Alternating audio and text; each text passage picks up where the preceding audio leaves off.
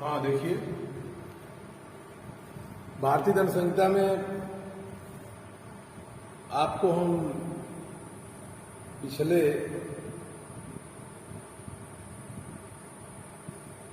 कक्षा में इससे पहले सेक्शन 326, 327, 328 और 329 तक चर्चा किया था, जिसके अंतर्गत आपने 327 में संपत्ति उद्यापित करने के लिए अवैध या अवैध कार्य करने को मजबूर करने के लिए स्वेच्छा से उपहत कायद करता है।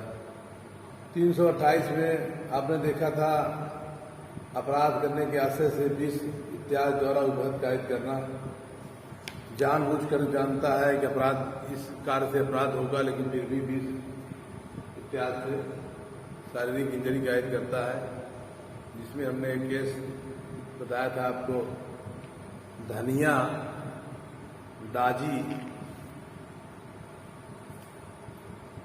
बनाम स्टेट EIR 1860 केस थी। इस केस का भी भारतीय दंड संहिता की धारा 228 में विष इत्यादि द्वारा क्षत कायद करना, जिसमें उसके ताड़ी में जो मेटी बांधी गई थी, उसमें जो ताड़ी चूती थी, चोर आते थे ताड़ी को जो है उतार लेते थे। इस बात को पता लगाने के लिए उसने ताड़ी के बर्तन में विष डाल देता है, ताकि कोई पिएगा, क्षतिग्रस्त होगा या जुलाब होगा या जो भी होगा उसको पकड़ लेंगे। उसको भी आपने देखा, यह जो है इसके बाद 329 में है संपत्ति उद्यापित करने के आशय से अवैध कार्य करने को मजबूर करने के लिए स्वेच्छा से घोर उपहत कायद करना। 27 में उपहत कायद करना है, 229 में घोर उपहत कायद करना है।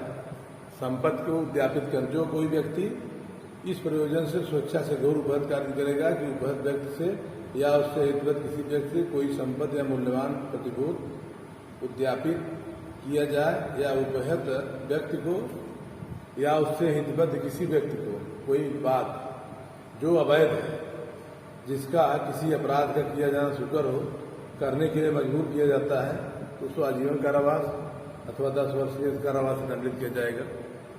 जैसे टार्चर करके संपत्ति को उद्यापित करके इसलिए कि घोर उपहत कायद करता है कि वह संपत्ति को ले ले। अब 330 जो महत्वपूर्ण था, 330 में था वायलेंटरी काजिंग हर्ट बाई कन्फेशन, संस्कृति प्राप्त करने के लिए वायलेंटरी काजिंग हर्ट बाई संस्कृति, इंजरी कायद करता है संस्कृति के प्राप्त करने के लिए, उसके लिए दंड है, उसके लिए व्यवस्था बताई गई है। जैसे कि आपने देखा कि पुलिस अधिकारियों को, ये धारा पुलिस अधिकारियों पर होती है, पुलिस अधिकारियों पर जैसे ये इस धारा का जो दृष्टांत है उसको बताने से पहले IPC धारा 330 का उपबंध ये है कि संस्कृति कन्फेशन इसको कहेंगे कि आप ऐसे कह सकते हैं कि स्वीकृति हो गया, इसके बाद संस्कृति कन्फेशन कहते हैं। संस्कृति को उद्यापित करने या विवश करके संपत्ति का प्रत्यावर्तन करने के लिए स्वेच्छा से उपहत करना। जो कोई व्यक्ति किसी व्यक्ति को इस प्रयोजन से स्वेच्छा उपहत कारित करेगा कि उस इंजर्ड व्यक्ति से या उससे हितबद्ध व्यक्ति से कोई संस्कृति या कोई जानकारी जिससे किसी अपराध अथवा आचरण का पता चलता हो, उद्यापित किए जाने के लिए या उपहत व्यक्ति इंजर्ड व्यक्ति को या उससे हितबद्ध किसी व्यक्ति को मजबूर किया जाए कि वह कोई संपत्ति मूल्यवान प्रतिभूति या तो कोई मतलब इकरार या कोई बात जो है वह जो जानता है वह बता दे। वह उसके लिए अगर उसको मारता पीटता है, स्वेच्छा से उपहत करता है, तो उसको भारतीय दंड संहिता की धारा 330 में 7 वर्ष की सजा का प्रावधान किया गया है। इसमें पुलिस के ऊपर ज्यादातर मामले लगते हैं। पुलिस क्या करती है, मुकदमे की तफ्तीश छानबीन करते समय अभियुक्त को पकड़ती है और अपना काम और आसान करने के लिए उसको पिटाई करती है अभियुक्त की। तब वह उस अपराध से संबंधित कोई जानकारी हो या कोई मूल्यवान चीज रखा है या कोई ऐसी चीज है जो जिसको जो है वह जानता है, उसके अलावा कोई नहीं जानता है, उसको बताने के लिए मजबूर करता है, पीड़ता है। तो ऐसे पुलिस अधिकारी को या ऐसे पुलिस वाले को सजा का प्रावधान भारतीय दंड संहिता की धारा 330 में 7 साल की सजा का प्रावधान है। पुलिस को 3rd डिग्री का उपयोग करना मानवाधिकार का उल्लंघन है, लेकिन भारतीय पुलिस इस पर बर्बरता के नाते बड़ी चर्चित है कि चोरी के मामले हो, हत्या के मामले हो, छिनैती के मामले हो या और रेप के मामले हो या और जितने भी मामले हो, समाज की जो घृणित निंदनीय है, उन अपराधों से लिप्त व्यक्ति को पुलिस क्या करती है, पकड़ती है। पकड़ने के बाद हकीकत को, जानकारी को जानने के लिए उस व्यक्ति की पिटाई करती है। यह धारा उस अभियुक्त को संरक्षण देती है। यह धारा उस अभियुक्त को संरक्षण देती है जिसको जो है ये पुलिस वाला पकड़ा है, उसकी पिटाई करता है। यह भारतीय दंड संहिता की धारा 330 अभियुक्त को संरक्षण देती है।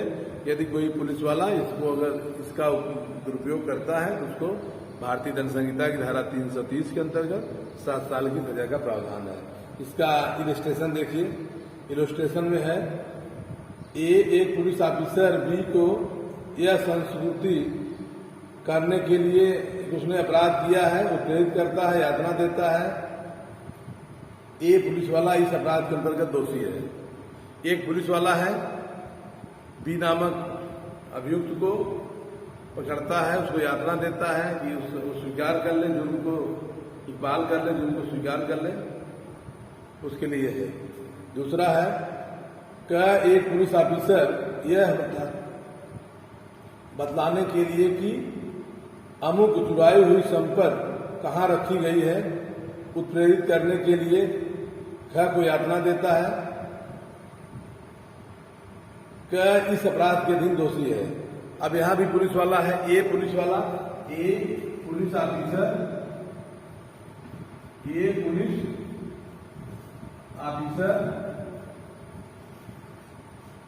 बी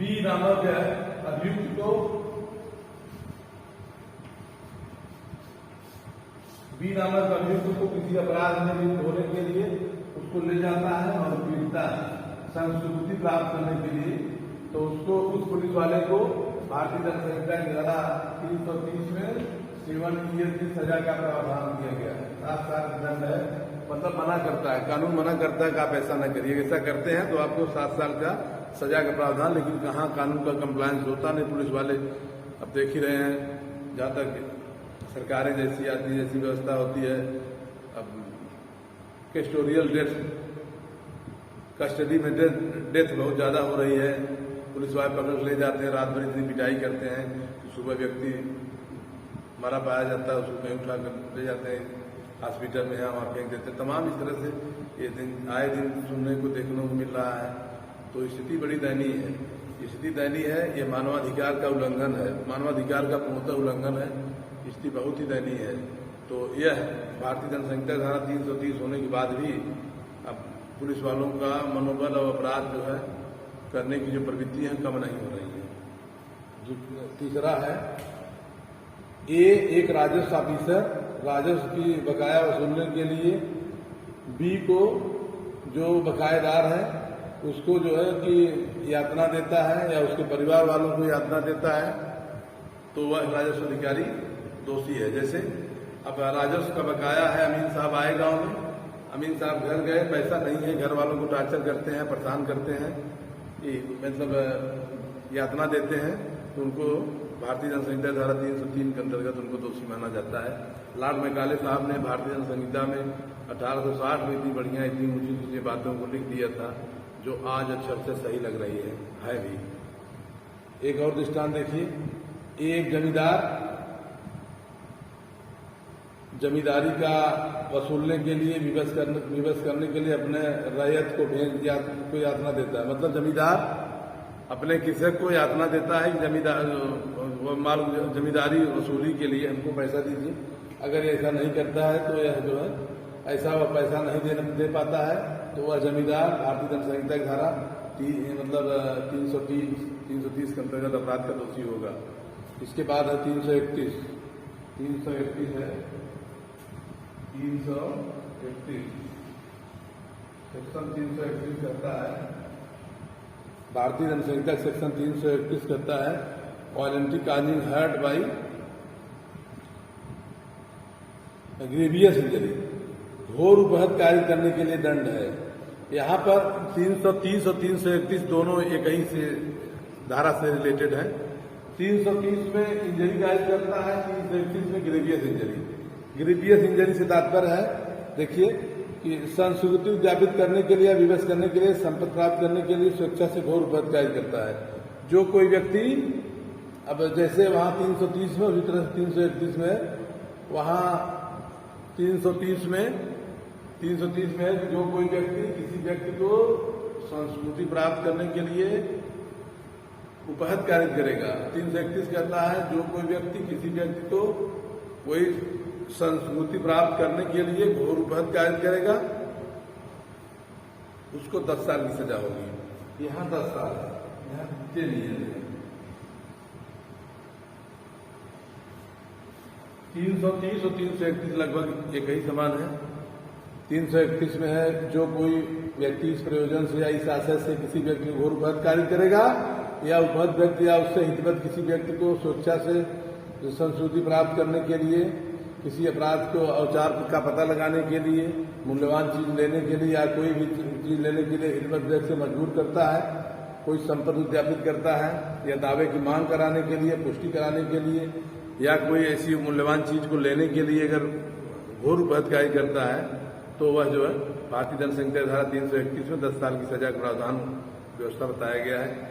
उपहत, घोर उपहत को आप अच्छी तरह से जान गए हैं। भारतीय दंड संहिता की धारा 319 में उपहत है और 320 में घोर उपहत है। घोर उपहत में जो 8 तरीके के उपबंध बताए गए हैं, उस उपबंध में से किसी भी उपबंध में वह घोर उपहत का अपराध आता है। 332 जो महत्वपूर्ण है, 332 पब्लिक सर्वेंट के लिए है। पब्लिक सर्वेंट 332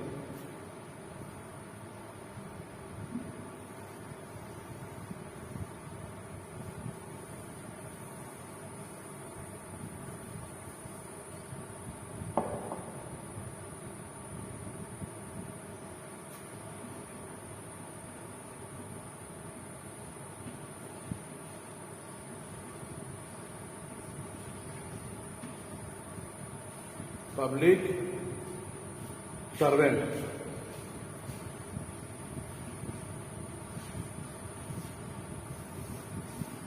लोक सेवक पर ये मतलब देता है। लोक सेवक voluntary causing hurt by deter public servant from the his duty. लोक सेवक अपने ड्यूटी पर है, लोक सेवक अपने ड्यूटी पर है, अपने जो है पद पर है, उसको अगर कोई भयभीत करता है तब के दंड है।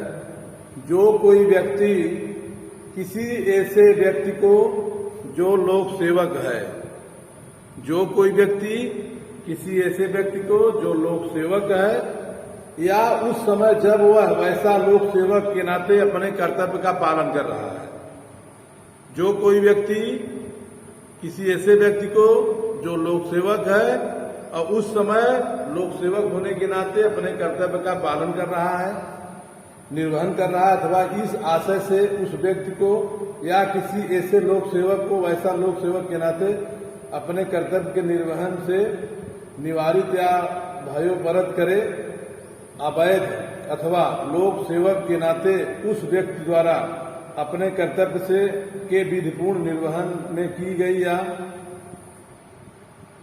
किए जाने के लिए प्रतिवर्तित किए किसी बात के लिए परिणाम स्वरूप स्वेच्छा से उपहत कार्य करेगा और दोनों में से किसी बात का अलावा जिसके 3 वर्ष तक दोनों दंडित किया जाएगा। भारतीय दंड संहिता धारा 332 में यह कहती है कि कोई व्यक्ति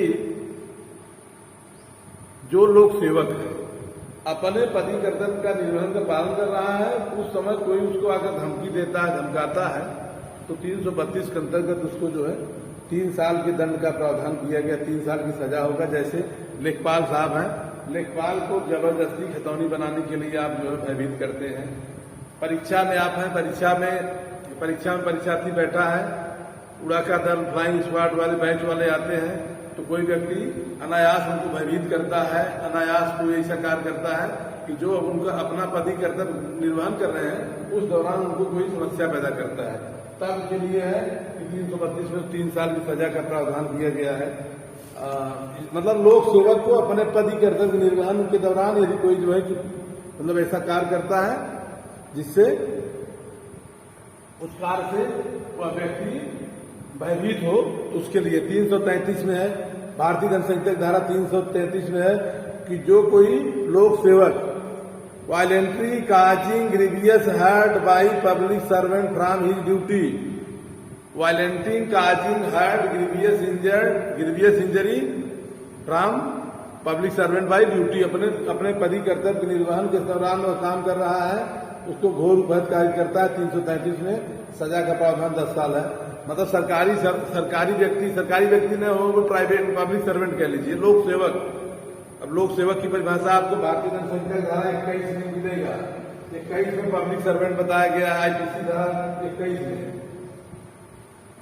आईपीसी धारा 21 में लोक सेवक बताया गया। लोक सेवक अपने पति कर्तव्य के निर्वहन में काम कर रहा है, उसको कोई ग्रीवियस इंजरी कार्य करेगा, घोर उपहत कार्य करेगा, तो सेक्शन 333 के अंतर्गत 333 के अंतर्गत 13 सजा होगी। 333 में 10 साल की सजा का प्रावधान बताया गया। किसको? पब्लिक सर्वेंट को, लोक सेवक को अपने पति कर्तव्य में बाधा पहुंचाने के लिए ग्रीवियस इंजरी कार्य करते हैं, ऐसे व्यक्ति को 10 साल की सजा है।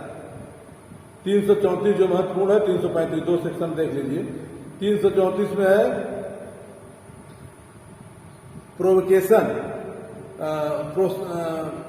प्रकोपन द्वारा स्वेच्छा से घोर उपहत कार्य करना। जो कोई व्यक्ति गंभीर और अचानक प्रकोपन पर स्वेच्छा से उपहत कार्य करेगा, यदि न तो उसका आशय हो न उस व्यक्ति से भिन्न किसी जिसने प्रकोपित दिया था, किसी व्यक्ति को स्वेच्छा से उपहत कार्य करता है, वो दोनों में से किसी बात का अलावा जिसकी अवधि 1 मास तक की होगी, जुर्माने सबसे कम सजा है 1 मास 500 रुपये जुर्माना। 334 में 1 मास।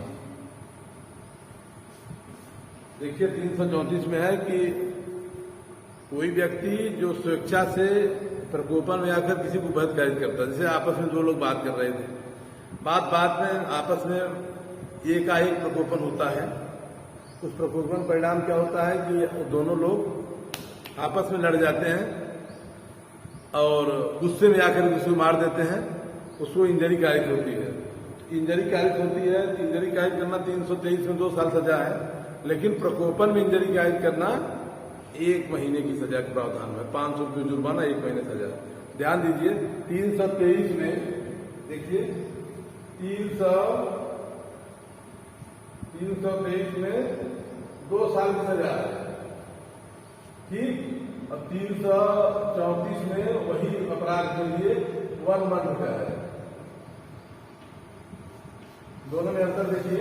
323 में स्वेच्छा से उपहत कार्य करता है और 334 में है कि प्रकोपन में आकर उपहत कार्य करता है, मतलब आवेश में आकर उपहत कार्य करता है। यहाँ 1 महीने की सजा है और 323 में 2 साल की सजा है।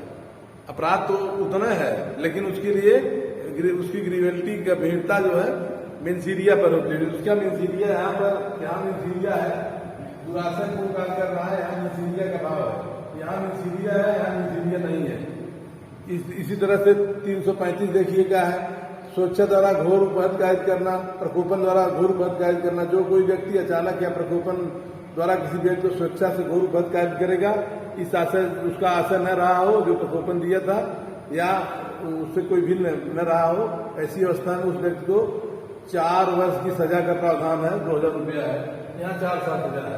अब आप देखिए 325 में और 325 में 7 वर्ष की सजा है, 324 में 4 वर्ष,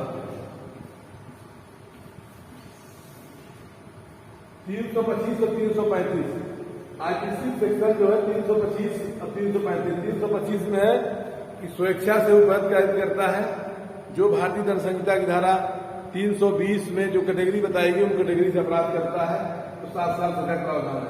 335 में जो 320 कैटेगरी बताएगी है उसी कैटेगरी का अपराध है, लेकिन स्वेच्छा से मतलब घोर उपहत कायद करता है, प्रकोपन में, गुस्से में आकर, आवेश में आकर करता है, प्रकोपन तीव्र अचानक परिस्थितियों में करता है, तो यहाँ 4 साल सजा है, यहाँ 7 साल जो उतना कायद करता है, लेकिन यहाँ 4 साल, यहाँ 7 साल, दोनों का अंतर कैसे दिखाता है?